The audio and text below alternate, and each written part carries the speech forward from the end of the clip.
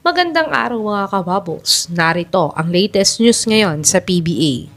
RR Pugoy gustong maglaro sa Game 5 kahit na na-injury ulit ang hamstring niya sa Game 4. At Phoenix Fuel Masters may bagong bigman na kinuha para sa Commissioner's Cup.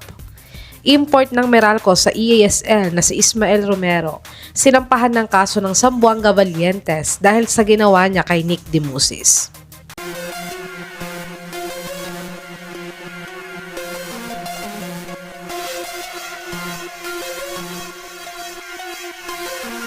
Tinambakan nga ng TNT ng 23 points ang SMB sa score na 110-87. At ang best player ng larong ito ay si Kelvin Oftana na nagtala ng career high niya sa PBA Finals na may 29 points, 6 rebounds at 5 out of 8 sa 3 points area.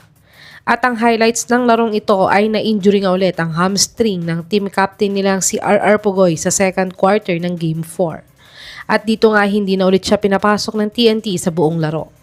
Pero ayon nga sa interview niya kagabi, ay gusto nga daw niyang maglaro sa Game 5 pero hindi niya lang alam kung papayag sila Coach Chot na maglaro siya.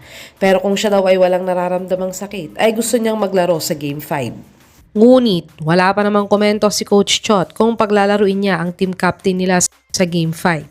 Kaya get well soon RR Pugoy, sana ay makabalik agad para sa mga susunod na laro ng TNT sa PBA Finals.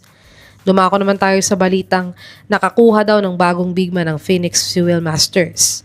Kahit kakaupo nga lang bilang head coach ni Coach Charles Tew sa Phoenix, ay madami na agad siyang binago sa lineup ng Phoenix para sa Commissioner's Cup. At ang bagong good news nga ng Phoenix ay napapirma na nga nila ng 2 years rookie deal contract ang 8th pick nilang si Will Gozum. Si Gozum nga ay isang stretch bigman o modern bigman ngayong era ng basketball dahil may shooting nga siya sa outside ng paint area at kaya tiyak na kaya din niyang mag-shoot sa 4 or 3 points area sa PBA.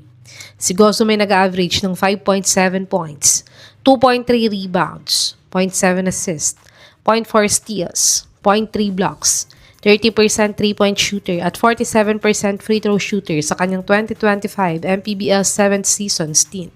Sa tingin niyo mga kabubbles, magiging game changer ba ang pagdating ni Will Gozum sa Phoenix Fuel Masters? I-comment niyo na po yan sa baba. Tumungo naman tayo sa balitang sinampahan nga daw ng kaso ang import ng Meralco sa EASL na si Ismael Romero. Nakalaban nga ng Zamboanga Valientes ang Al-Alis kahapon at natalo sila sa score na 110-103.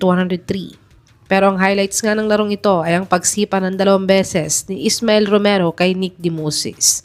Kaya dahil dito nga ay ayon nga sa head coach ng Zamboanga Valientes na si Coach RJ Gamino ay clear assault daw ang ginawa ni Romero kay Dimusis at against daw ito sa batas ng UAE at sana'y maisip ni Romero na mali ang ginawa niya kay Dimusis dahil ulo daw ang tinamaan at football kick pa ang ginawa niya kahit nakahiga na si Dimusis. Kaya't sana daw ay may sanctions at punishment na gawin kay Romero dahil unsportsmanlike daw talaga ang ginawa niya.